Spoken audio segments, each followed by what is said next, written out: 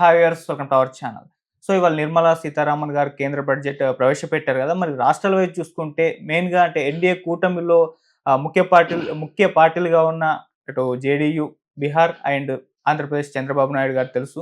మరి రాష్ట్రాలకి కేంద్ర బడ్జెట్‌లో ఎటువంటి వెసులుబాటు కల్పించారు? ఎటువంటి బడ్జెట్ ఈ రాష్ట్రాలకు కేటాయించారు అన్నదొకటి మాట్లాడదాం. అండ్ మన తెలంగాణ రాష్ట్రానికి ఈ బడ్జెట్‌లో ఏమన్నా వెసులుబాటు కనిపించారా? లేదా లాస్ట్ టైమ్ మరి నిరాశపరిచారు గదా! మరి ఈసారన్నా కాస్త కేటాయించారా లేదన్న విషయాలన్నింటిని కూడా డిస్కస్ చేయడానికి ప్రెజెంట్ మనతో పాటు ప్రముఖ చార్టర్డ్ అకౌంటెంట్ సుబ్బారావు గారు ఉన్నారు. వారితో ఒకసారి మాట్లాడి మొత్తం వివరాలను తెలుసుకునే ప్రయత్నం అయితే చేద్దాం. సార్ నమస్కారం సార్. నమస్కారం అండి.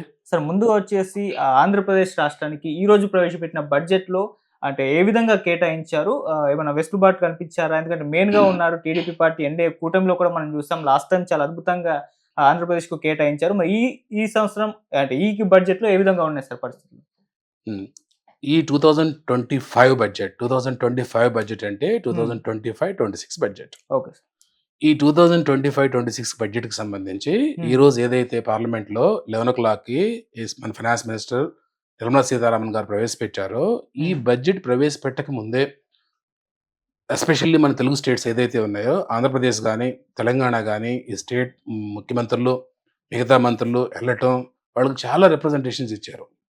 ఎందుకంటే లాస్ట్ ఇయర్‌లో ఏపీకి కొంత అలొకేషన్ జరిగినా, but when compared to others Bihar స్టేట్స్‌తో పోల్చుకుంటే లాస్ట్ బడ్జెట్‌లో కూడా అంత ప్రాపర్ అలొకేషన్ జరగలేదు కాబట్టి, చాలా డిసెంట్ ఉంది కాబట్టి, దానికి ఇన్ అడ్వాన్స్‌గా ఏం చేశారంటే ఈసారి అలాంటి ఇష్యూస్ రాకుండా ముందే హుహు. ఎళ్ళటం, స్టేట్స్ వచ్చేసి సీఎంలో వాళ్ళు రిప్రజెంటేషన్ ఇవ్వడం జరిగింది. హ్మ్. బట్ ఈ బడ్జెట్ ప్రెజెంట్ చేసినప్పుడు నిజంగా ఈళ్ళు ఏదైతే అడిగారో అయి నిజంగా ఆళ్ళకి దక్కాయా? దక్కలేదా? అనేది మనం ఒక్కసారి ఈ బడ్జెట్ స్పీచ్ ఏదైతే నిర్మలా సీతారామన్ గారు మోర్ థాన్ 1 అవర్ స్పీచ్ ఇచ్చారు. హ్మ్. ఈ స్పీచ్‌లో మోస్ట్ ఆఫ్ ద కేస్ ఏందంటే నార్మల్‌గా ఏ స్టేట్‌కి అలొకేషన్ ఉన్నా గాని ఈచ్ అలొకేషన్‌ని ఫైనాన్స్ మినిస్టర్ గారు చదవరు. హ్మ్. బట్ ఆ ప్రాసెస్‌లో ఎక్కడన్నా కాస్త మేజర్ అలొకేషన్ ఉన్నా, మేజర్ కాంట్రిబ్యూషన్స్ ఏమన్నా ఉన్నా, మేజర్ సపోర్ట్ ఏమన్నా ఉన్నా గాని ఓకే. దాన్ని స్పెసిఫై చేస్తారు. ఓకే. ఆ బడ్జెట్ స్పీచ్‌లో మోస్ట్ ఆఫ్ ద కేసెస్ నువ్వు క్లియర్‌గా బడ్జెట్ స్పీచ్ అబ్జర్వ్ చేస్తే హ్మ్. ఎక్కడ, ఎక్కడ నిర్మలా సీతారామన్ గారు తెలుగు రాష్ట్రాల గురించి ఎయిదర్ ఏపీ గాని, ఆంధ్రప్రదేశ్ గాని, లేకపోతే తెలంగాణ గురించి గాని ఒక మాట మాట్లాడలేదు. హ్మ్. అంటే ఆమె నోటి ద్వారా తెలంగాణ స్టేట్ లేకపోతే ఆంధ్రప్రదేశ్ స్టేట్ అనేది ఆ 2 రాలేదు. ఓకే. బట్ అది ఈ 2 స్టేట్స్ గురించి చెప్పలేదు. మిగతా ఏ స్టేట్స్ గురించి చెప్పలేదనుకోవడానికి బీహార్ గురించి కొన్ని సార్లు ఆమె చెప్పడం జరిగింది. ఓకే. బీహార్‌కి ఎలాంటి స్టేట్ కేటాయించామనేది చెప్పడం జరిగింది. ఈ కాంటెక్స్ట్‌లో మనం ఒకసారి అబ్జర్వ్ చేస్తే ఏదైతే, ట్రెడిషనల్‌గా లేకపోతే పాస్ట్ ఎక్స్‌పీరియన్స్ ప్రకారం ఎక్కడైతే ఎలక్షన్స్ ఉన్నాయో, ఆ ఎలక్షన్ స్టేట్స్‌కి ఏమన్నా గవర్నమెంట్ కొంత ఏమన్నా ఫేవరబుల్‌గా బడ్జెట్‌లో ప్రపోజల్స్ పెడుతుందా అనేది అనుమానం వస్తుంది. నెక్స్ట్ కమింగ్ ఎలక్షన్స్ ఎక్కడెక్కడ ఉన్నాయి మనకి బీహార్‌లో ఉన్నాయి, వెస్ట్ బెంగాల్‌లో ఉన్నాయి, అస్సాంలో ఉన్నాయి, తర్వాత కేరళ ఉంది, తమిళనాడు ఉంది. ఈ స్టేట్స్‌లో ప్రో బీజేపీ అంటే బీజేపీ గవర్నమెంట్స్ గాని, లేకపోతే బీజేపీ అలయన్స్ ఉండే గవర్నమెంట్స్ గాని, ఆ స్టేట్స్‌కి కొంత ప్రయారిటీ అనేది ఉందనేది ఈ బడ్జెట్‌లో మనకి స్పష్టంగా తెలుస్తుంది. అవును. టోటల్ ఈ బడ్జెట్ హ్మ్. ఇంతకుముందు ఆల్రెడీ మనం ఇది చెప్పాము. ఎప్పుడు హ్మ్. ఏందంటే ఈ బడ్జెట్ వచ్చేసి ఆల్‌మోస్ట్ ఆల్ 50,000 క్రోర్స్ 65 345 క్రోర్స్‌తో బిగ్ బడ్జెట్ పెట్టారు. ఓకే. అంటే ఆల్‌మోస్ట్ ఆల్ సారీ 50,65,345 క్రోర్స్‌తో ఈ బడ్జెట్ అనేది ప్రెజెంట్ చేశారు. హ్మ్. 50,00,000 సెంట్రల్ గవర్నమెంట్ బడ్జెట్ క్రాస్ అవ్వడం అనేది ఇదే మొదటిసారి. ఈ ప్రాసెస్‌లో మొదటగా మనం ఏం చేద్దామంటే తెలంగాణ చూద్దాం. ఓకే. ఎందుకంటే మనం తెలంగాణ స్టేట్‌లో ఉన్నాం కాబట్టి తెలంగాణ చూద్దాం. హ్మ్. తెలంగాణ డిమాండ్స్ ఏంటి?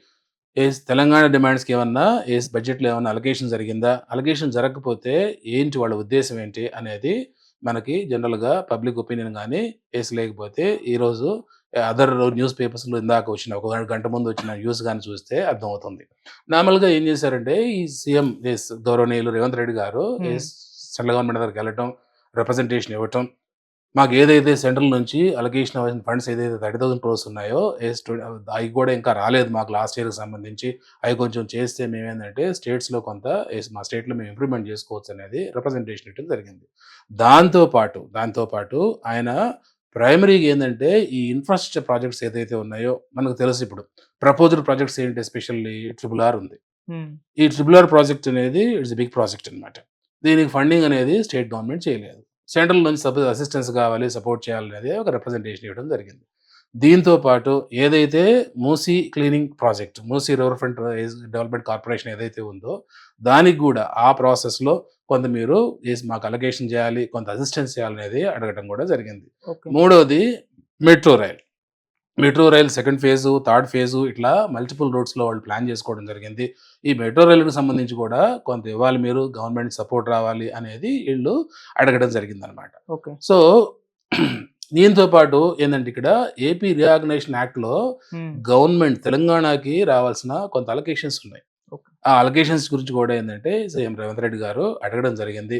బట్ దాని గురించి కూడా ఈ బడ్జెట్‌లో ఎలాంటిది చేయలేదు. హ్మ్. దీంతో పాటు ప్రెజెంట్ ఏందంటే ఇక్కడ హైదరాబాద్ అనేది సిటీ పెరిగిపోతా ఉంది. హ్మ్. హైదరాబాద్ పాపులేషన్ పెరిగిపోతా ఉంది. అవును. ఏదైతే డ్రింకింగ్ వాటర్ ఫెసిలిటీ హైదరాబాద్‌కు ఉందో అది కృష్ణా రివర్ నుంచి గానీ, లేకపోతే గోదావరి నుంచి గానీ, అది present Hyderabad drinking water facility water రిక్వైర్మెంట్‌ని ఫుల్‌ఫిల్ చేయలేకపోతుంది. హ్మ్. ఆ ప్రాసెస్‌లో నెక్స్ట్ ఫేజ్‌లో గోదావరి వాటర్‌ని హైదరాబాద్‌కు తీసుకురావాలి హ్మ్. అనే ప్రాసెస్‌లో ఆ గోదావరిని నెక్స్ట్ ఫేజ్‌లో తీసుకురావాలంటే అది కూడా క్యాపిటల్ బడ్జెట్ అవుతుంది కాబట్టి, హ్యూజ్ ఓకే. బడ్జెట్ అవుతుంది కాబట్టి, దాని గురించి కూడా కొంత అడగడం జరిగిందనమాట. హ్మ్. సో, ఈ డిమాండ్స్ ఏదైతే ఈ డిమాండ్స్ అనేమో యాక్చువల్‌గా ఈ రిక్వైర్మెంట్స్ స్టేట్ గవర్నమెంట్ ఏదైతే వాళ్ళకి రిప్రజెంటేషన్ ఇచ్చిందో, వాటిల్లో ఒక్కదాన్ని కూడా ఎక్కడా గాని బడ్జెట్‌లో అడ్రెస్ చేయటం గాని, అలొకేట్ చేయటం గాని జరగలేదు. ఓకే. సో, ఆ పర్స్‌పెక్టివ్‌లో నార్మల్‌గా ఎవరేమనుకుంటారు, అందరూ ఎవరనుకున్నా గాని ఏమనుకుంటారు, అయ్యో! తెలంగాణ గవర్నమెంట్‌కి ఏమి ఇవ్వలేదు. ఎందుకంటే తెలంగాణలో కాంగ్రెస్ గవర్నమెంట్ ఉంది కాబట్టి, సో, ఇవ్వలేదు అనేది ఒక రకమైన అపోహ జనాల్లో డెఫినిట్‌గా ఉంటుంది. సో, ఈ బడ్జెట్‌లో నార్మల్‌గా తెలంగాణకంటూ స్పెసిఫిక్ అలొకేషన్ ఎక్కడ మనకి కనిపించలేదు.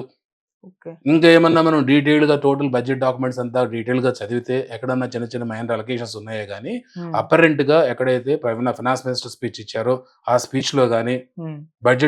బడ్జెట్ సమ్మరీస్‌లో గానీ, మనకి ఎక్కడా గూడా తెలంగాణకి అలొకేషన్ జరిగినట్టు గానీ, ఈళ్ళ డిమాండ్స్‌ని వాళ్ళు కన్సిడరేషన్ తీసుకున్నట్టు గానీ మనకైతే కనిపించలేదు. ఓకే. రెండోసారి నిరాశపరిచారు. ఆ! లాస్ట్ టైమ్ కూడా ఇవ్వలేదు.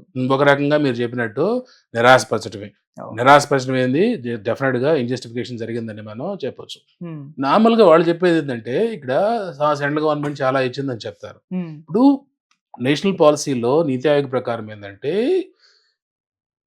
కొంత రెవెన్యూ సెంట్రల్ గవర్నమెంట్‌కొచ్చే రెవెన్యూ ఎప్పుడు గూడా స్టేట్ గవర్నమెంట్ చూస్తుంటది. హ్మ్. ఈ డిఫరెంట్ స్టేట్ గవర్నమెంట్స్ వచ్చే రెవెన్యూ సెంట్రల్ పూల్‌లోకి వెళ్తుంది కాబట్టి, ఆ సెంట్రల్ పూల్ నుంచి ఏం చేస్తారంటే, డిఫరెంట్ మీన్స్‌లో స్టేట్ గవర్నమెంట్‌కి ఫండింగ్ చేస్తుంటారు. ఓకే. అందుట్లో ఒకటి డెవల్యూషన్ ఆఫ్ టాక్స్ రెవెన్యూస్. హ్మ్. అంటే ఏదైతే ఇన్‌కమ్ టాక్స్ ఉంది. ఇన్‌కమ్ టాక్స్ ఎక్కడికి పోతుంది? ఈ స్టేట్‌లో నేను ఇన్‌కమ్ టాక్స్ కట్టినా, ఆంధ్రప్రదేశ్‌లో ఇంకొకరు కట్టినా, కేరళలో ఇంకొక ఎస్సీ టాక్స్ కట్టినా, ఆ టాక్స్ ఎవరు కలెక్ట్ చేస్తారు అదంతా? సెంట్రల్ గవర్నమెంట్ కలెక్ట్ చేస్తుంది. ఓకే. బట్ ఆ టాక్స్ ఇన్‌కమ్ ఎక్కడి నుంచి జనరేట్ అయింది? తెలంగాణలో జనరేట్ అయింది. హ్మ్. అంటే ఏదైతే ఇన్‌కమ్ టాక్స్ ఇండివిడ్యువల్ తెలంగాణలో ఉంటూ, తెలంగాణలో ఆదాయం సంపాదించుకొని దాని మీద టాక్స్ కడతాడో, ఆ టాక్స్‌లో తెలంగాణకి షేర్ ఉంటుంది. హ్మ్. ఆ షేర్ ఉన్నప్పుడు ఏం చేస్తారు? ఒక నీతి ఆయోగ్ ఫార్ములా ఉంటుంది. ఇంతకుముందు ఫైనాన్స్ కమిషన్ ఉండేది. 15థ్ ఫైనాన్స్ కమిషన్ అని. ఇప్పుడు ఓకే. నీతి ఆయోగ్ అయింది. వాళ్ళు ఏదో ఒక ఫార్ములా డిఫైన్ చేసి ఔట్ ఆఫ్ దట్ 30-42% వచ్చేసి ఆ పూల్ నుంచి స్టేట్స్‌కొచ్చేసి డిఫరెంట్ కాలిక్యులేషన్స్ ప్రకారం డిస్ట్రిబ్యూట్ చేస్తుంటారు. ఓకే. అది తెలంగాణకి ఇచ్చేది కాదు. ప్రతి స్టేట్‌కి ఇవ్వాలి. It's mandate as per the constitution. Hmm. So, అది జరుగుతుంది. దీంతో పాటు ఏమొస్తుందంటే సెంట్రల్లీ స్పాన్సర్డ్ స్కీమ్స్ కొన్ని ఉంటాయన్నమాట. ఇప్పుడు ఓకే. నరేగా ఫండ్స్ ఉన్నాయి. పనికి ఆహార పథకం స్కీమ్స్ ఉన్నాయి. హ్మ్. అందులో సెంట్రల్ స్పాన్సర్ స్కీమ్ వాటికి ప్రతి స్టేట్‌కి ఇచ్చినట్టే ఈ స్టేట్‌కి గూడా ఇస్తుంది. ఓకే.